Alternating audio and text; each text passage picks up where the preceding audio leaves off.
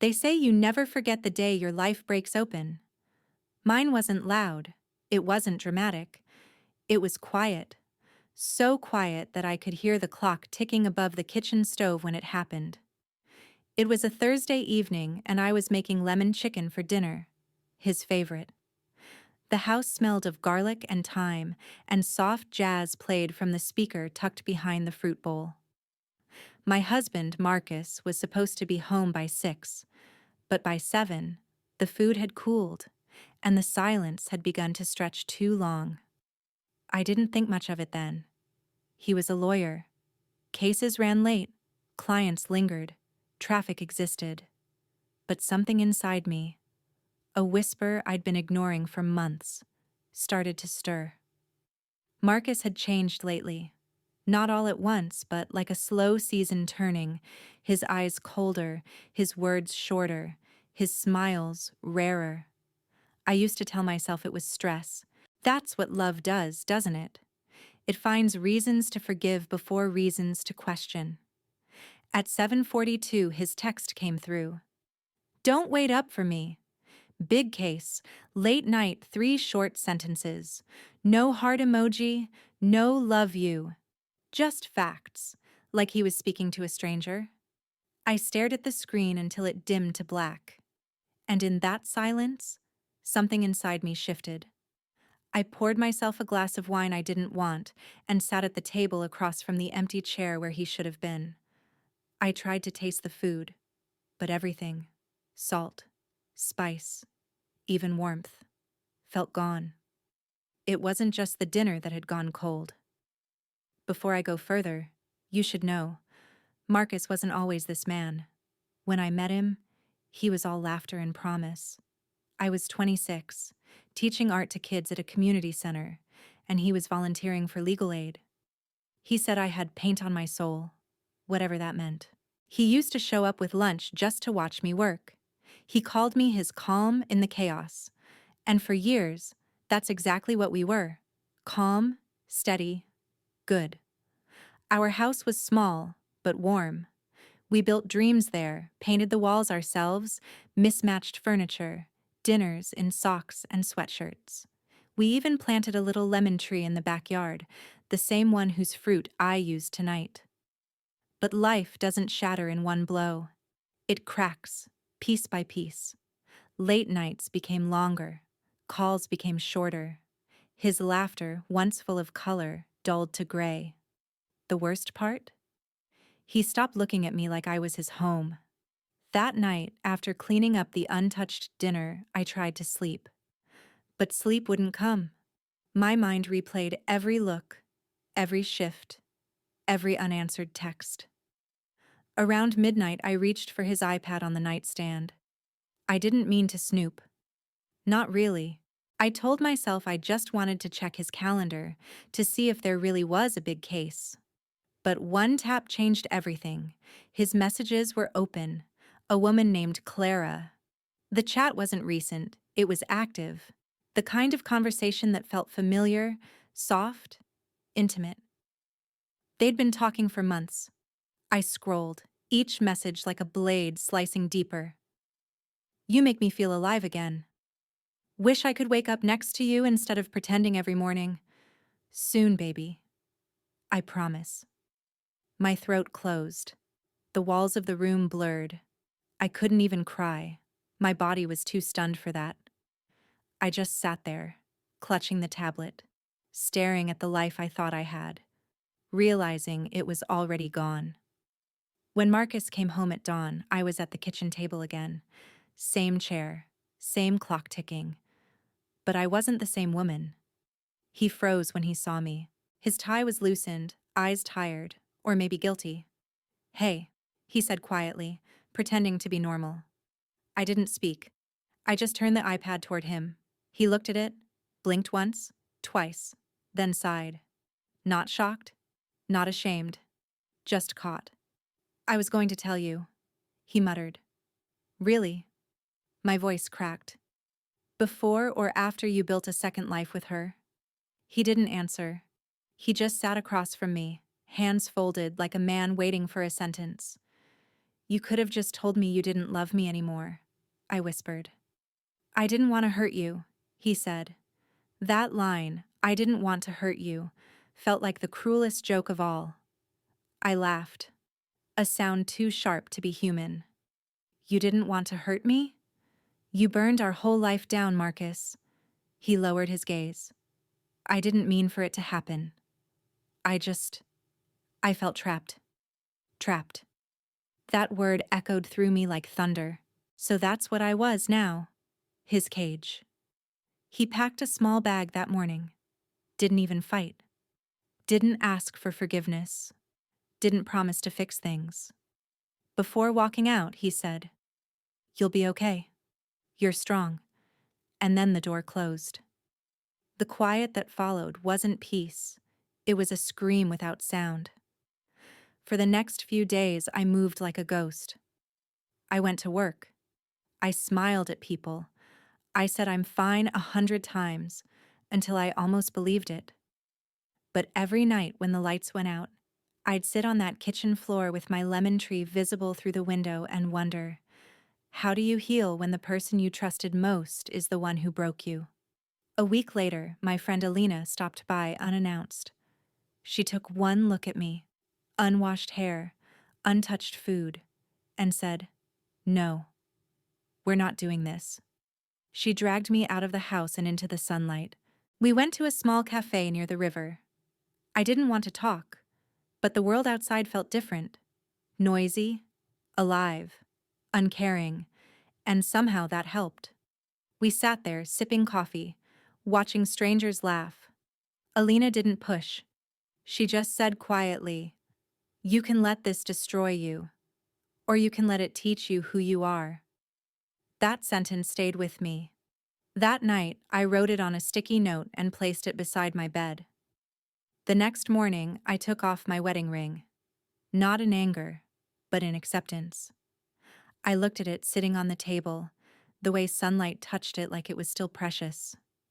Maybe it was. Maybe love wasn't the mistake. Trusting the wrong person was. I didn't know it then, but that was the first real moment of my healing. Not when he left, but when I finally started to come back to myself. When you've been broken, healing doesn't start with a grand moment. It starts in whispers, like learning to breathe again after almost drowning. In the beginning, my days blurred together. Work, sleep, silence. Repeat. I avoided our bedroom because it smelled like him. I avoided our friends because I couldn't handle the pity in their eyes. I avoided mirrors because I didn't recognize the woman staring back. But grief is strange. It doesn't always show up as tears. Sometimes it shows up as numbness, the kind that wraps around you so tightly you start mistaking it for peace. And then, one morning, something shifted. I woke up and realized I hadn't thought about Marcus all night. Not once. The silence in my mind wasn't screaming anymore. It was quiet, but in a different way. Peaceful. It scared me, because I'd built my whole world around pain, and suddenly, I wasn't sure who I was without it. I decided to start small, tiny acts of reclaiming myself. The first thing I did was repaint the bedroom. I picked a color Marcus always said was too bright. A soft yellow, like morning sunlight. I remember dipping the roller in paint, pressing it against the wall, and feeling something shift inside me. It wasn't about covering up the past. It was about choosing my own color again. Next, I went to the farmer's market on a Saturday. Alone. I used to dread weekends. They were our days. But now, I filled them with strangers and fresh flowers. I bought lemons, even though I didn't know what I'd do with them yet. And when I got home, I baked a lemon cake. It wasn't perfect. The edges were burnt, and the frosting too thick, but it filled the house with warmth. The kind I hadn't felt in months. For the first time since he left, I ate and actually tasted it. That's when I realized he hadn't taken everything. I still had the small things. And maybe, just maybe, That was enough to begin again. One Sunday morning, I stood in front of the mirror and really looked at myself. The dark circles were fading. My hair, once dull and unkempt, now framed my face softly. My eyes were still tired but clearer, like the fog had lifted just enough for the light to come through. And I said it out loud for the first time. You're going to be okay. It wasn't a declaration. It was a promise. A few weeks later, life surprised me. I was in line at a bookstore, arms full of self-help books I'd never have read before. The man in front of me dropped a pen, and when I bent to pick it up, our hands brushed. He smiled. Polite, kind, the kind of smile that doesn't ask for anything. His name was Daniel. He was an architect. Calm voice, easy laugh, the kind of person who asked how you were and actually listened to the answer.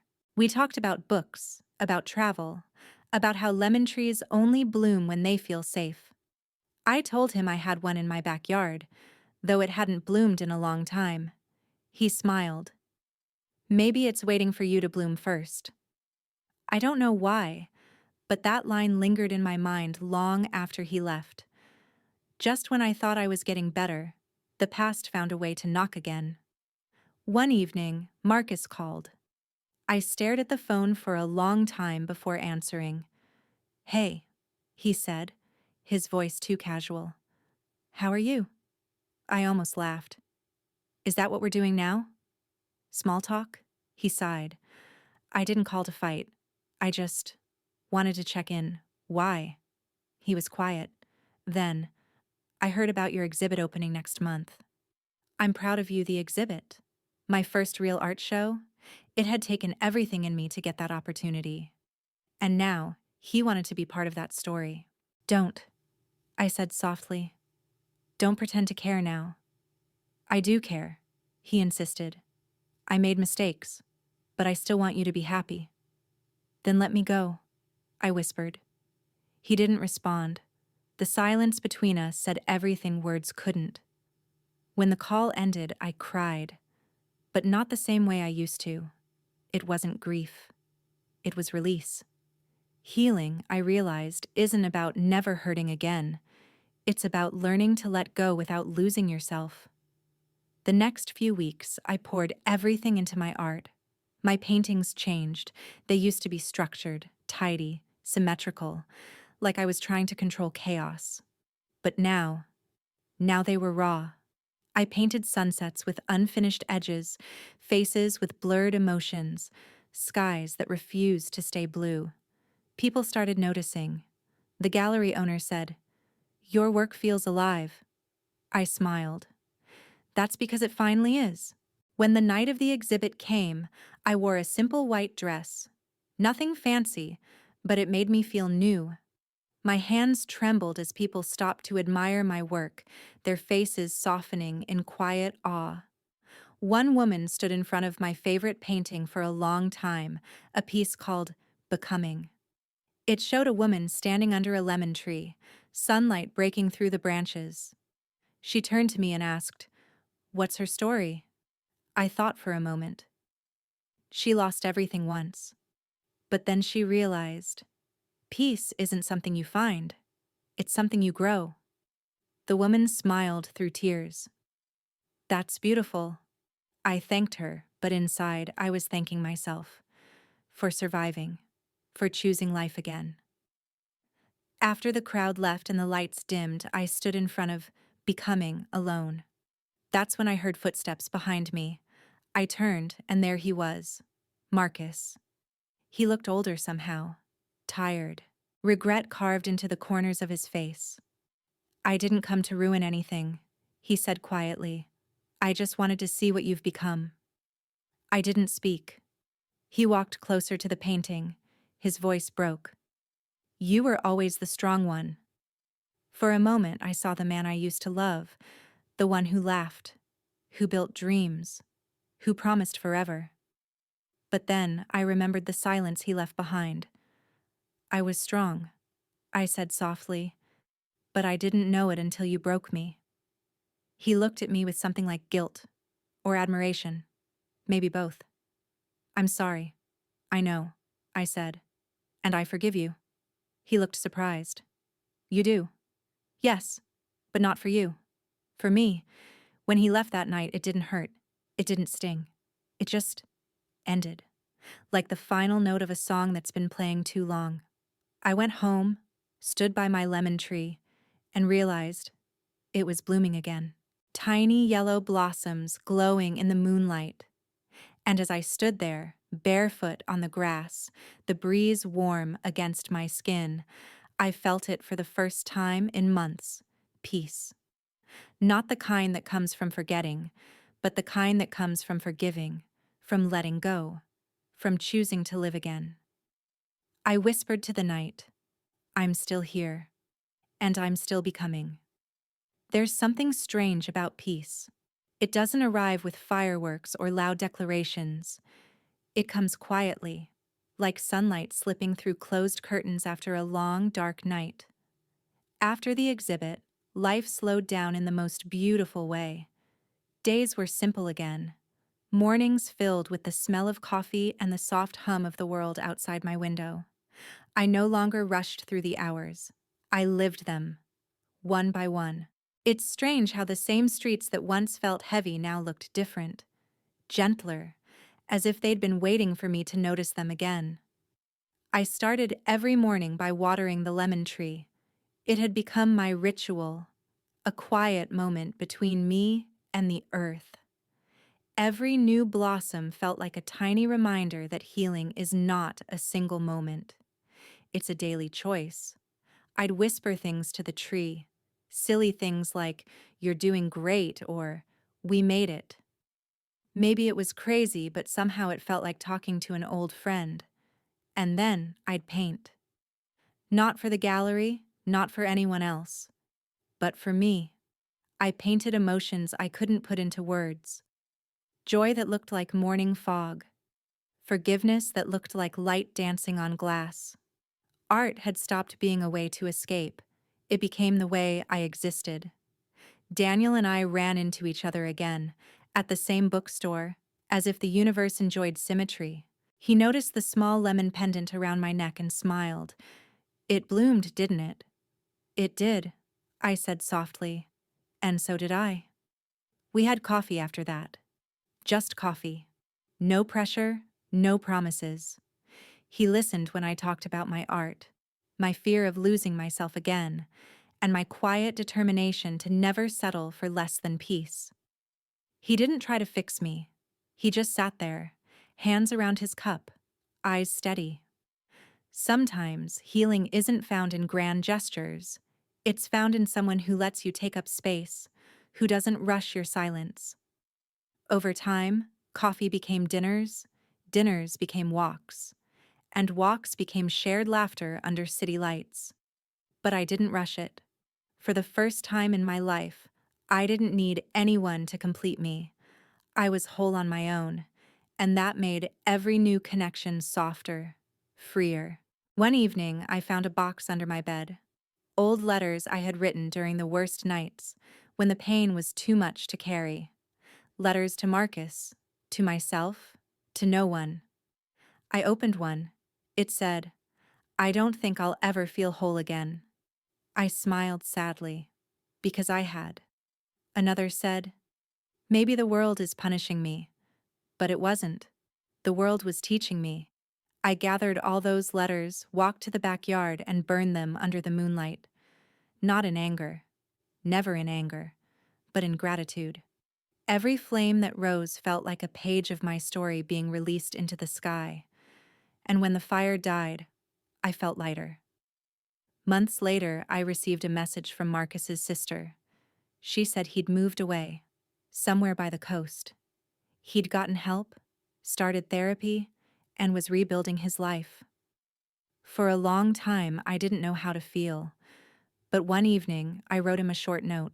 "I'm happy you're healing too." We were both broken people trying to love with our wounds still open.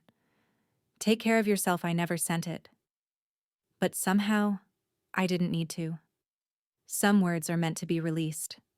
not delivered. A year after my first exhibit, the same gallery invited me back for a solo show. This one was titled The Light After the Storm. The centerpiece was a painting of a woman standing barefoot in the rain, her hands open toward the sky. She wasn't broken. She wasn't searching. She was free. During the opening, a young woman came up to me, tears in her eyes. She said, "I left someone who hurt me. I didn't think I'd ever feel okay again. But your art, it made me believe I can." And in that moment, I realized the truth. Healing isn't just about saving yourself. It's about leaving light behind for others to find their way too. Later that night, Daniel and I stood on the balcony, watching the city glitter beneath us. He looked at me and said, "Do you ever wish things had turned out differently?" I thought about all the nights I cried, the mornings I couldn't get out of bed, the endless ache. Then I said, "No. If it hadn't broken me, I wouldn't have rebuilt myself this way." He smiled softly. "You're the strongest person I've ever met." I laughed. "No, just someone who decided to stop running." He reached for my hand, and for the first time, it didn't scare me, because I wasn't holding on for safety anymore. I was holding on because I wanted to share my peace. One night, I sat at my desk and began writing, not to Marcus, but to myself. The version of me who stayed too long, who begged for love, who forgot her own worth. Dear me, you did the best you could with what you knew. You weren't weak for loving. You weren't foolish for believing. You were just human. One day, you'll wake up and realize the pain didn't destroy you. It sculpted you. You'll smile again, not because someone loves you, but because you do. Thank you for surviving when you didn't want to. Because of you, I get to live freely now. Love me. I sealed it and placed it beside the lemon tree, a keepsake, not of pain, but of strength. The story ends quietly, the way real healing does. It's morning. The air smells of lemon blossoms and rain. I stand by the window, cup of tea in hand, sunlight warming my face. The world outside hums with life. Cars passing, birds singing, children laughing. And I smile, not because everything's perfect, but because it doesn't have to be. Pain had once been my anchor. Now, peace is. I walk to the lemon tree, touch its branches gently, and whisper, "We made it." The breeze carries the scent of new beginnings. And for the first time in a long, long time, I'm not surviving anymore. I'm living. Healing doesn't erase the scars, it turns them into constellations. So if you're listening to this, lost somewhere in your own storm, remember, the light doesn't come after the storm, it comes through it. And one day, you'll look back, not at what broke you, but at what built you. And you'll whisper to yourself, "I'm still here." And that's enough.